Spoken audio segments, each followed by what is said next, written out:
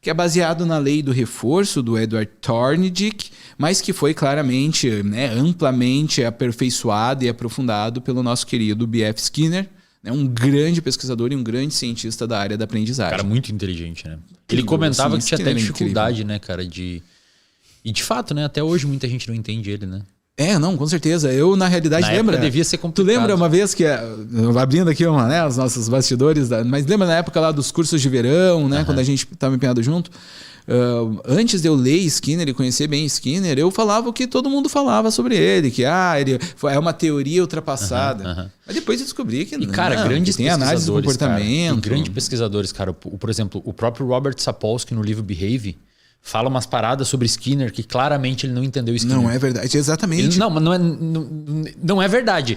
Mas o pior de não ser verdade é que dá pra ver que o jeito que ele escreveu ele não entendeu. Eu me lembro, na aula de Stanford dele, ele fala, the behaviors, como se entrasse aqui, saísse aqui, foi esse Skinner. E ele fala também, por que o pato segue, ele dá uns exemplos lá que fala, putz, cara, esse cara não entendeu Skinner é muito complexo. Na realidade, a ideia da análise do comportamento é muito complexa. Quando eu li o Select by Consequences, que ele publicou na Science em 70 alguma coisa, um paper, eu li aquilo e falei, caramba, cara, isso daqui pra época era absurdamente inovador e genial. Porque eu não sou um... Não. É Select by Consequences. Um paper que ele publicou na Science, Seleção por Consequência. Dá pra pegar o último livro, um dos últimos livros dele, que é o The Contingencies of Reinforcement. Ele sintetiza essas ideias também. E eu acho muito bom, como é que a gente... vocês sabiam que ele conseguiu identificar superstição em pombos? Como é que alguém demonstra superstição em pombos, né? O que é superstição? Superstição é quando a gente emite uma resposta comportamental acreditando que ela vai levar a uma determinada consequência. Só porque no passado, coincidentemente, por sincronicidade, né? Não, nem vou usar esse termo, mas por coincidência, os eventos ocorreram ao mesmo tempo. Então, sei lá, né? Antes de entrar em campo, o cara fez assim e fez 3 gols. Ou deu pulinho. Deu pulinho, isso, né? Pé direito. E daí em humanos é fácil. Ou levar o pé de coelho, né? Achando que vai dar sorte. Então em humanos é fácil a gente pensar em comportamento supersticioso. Mas olha o que Skinner fez. Ele colocou pombos em diferentes caixas e deixava lá os pombos. E ele deu reforço para esses pombos num intervalo de tempo variável, né? Não me lembro exatamente qual é o esquema de condicionamento, perdoe-me, analistas dos comportamentos preciosistas, mas ele deixou os animais recebendo recompensa de tempo em tempo. Mas não pelo comportamento que o animal estava fazendo. O animal simplesmente recebia recompensa de tempo em tempo, não importa o que ele estava fazendo.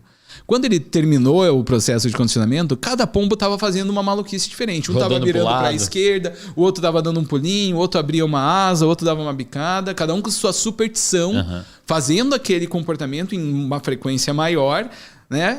Associando aquilo à consequência positiva. O pombo começou a repetir o comportamento que ele fazia momentos antes de receber a recompensa, que era fixa no intervalo de tempo. Exatamente, não importa o que ele estivesse fazendo, mas coincidentemente algumas respostas foram sendo selecionadas. Cara, se você fizer isso com o humano, provavelmente seria muito parecido. Fizeram? Se botar os humanos numa caixa... Com os jogos, com alavancas, com botões. Você vai repetir.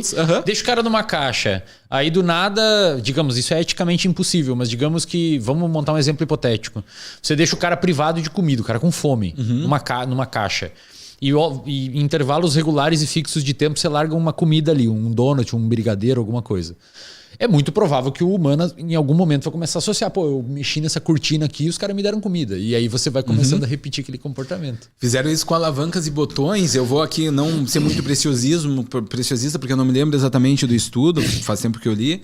Mas era um jogo que a pessoa ia ganhando pontos. Ela ia ganhando pontos, era uma recompensa. E aqueles pontos eram depois traduzidos em dinheiro ou alguma recompensa real para a pessoa, né? E ela, na realidade, não importa o que ela fizesse. Enquanto ela estivesse ali parada na frente das alavancas e dos botões, ela ia ganhar. Mas muitos das pessoas que participam, algumas identificam essa estratégia e não fazem nada e ficam ali ganhando.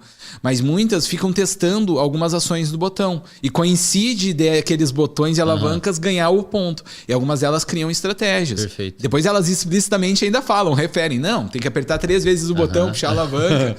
E eu me lembro que tinha um que tinha até um outro movimento que tava fora, que era bater na perna ou algo do tipo. Então a pessoa fazia alguma coisa nos balões e ainda batia na perna, acreditando que aquilo que tava dando a recompensa. Cara, fechando essa parada e voltando depois pro tipo de aprendizagem. Não, eu gosto, eu anoto aqui o assunto que a gente parou antes de abrir o parênteses para retornar nele depois. Beleza, depois a galera fica pistola nos comentários. Claro.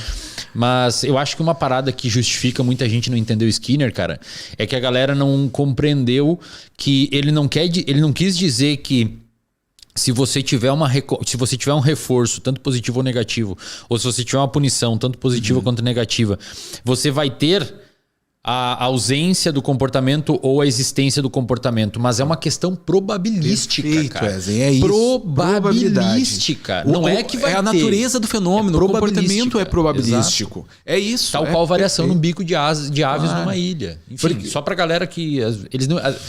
Aí o cara fala, pô, mas eu fiz isso e fui punido, mas não é, cara. A criança botou o dedo na tomada e botou de novo. Cálculo, cara. Claro. Às vezes você vai trabalhar, você não gosta do seu emprego, então é punitivo nesse aspecto, mas você precisa do salário, então é reforçador nesse aspecto.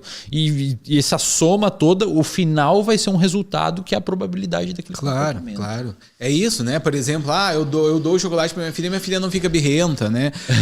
Mas não quer dizer que vai ficar, só quer dizer que realmente, o que quer dizer isso? Que se você der o chocolate quando a criança fizer birra, a probabilidade que ela venha se comportar novamente de forma birrenta no futuro aumentou. Exato. Probabilidade. Quer dizer que vai acontecer de novo? Não, pode ser que nunca mais ela faça uma birra na vida. Mas se você reforçar uma vez a birra, a probabilidade é que muda. Então eu realmente concordo contigo, Wesley. Eu acho que um dos grandes mal entendidos para alguns cognitivistas está nessa questão das probabilidades, né? Até o próprio Chomsky teve algumas questões relacionadas a isso no seu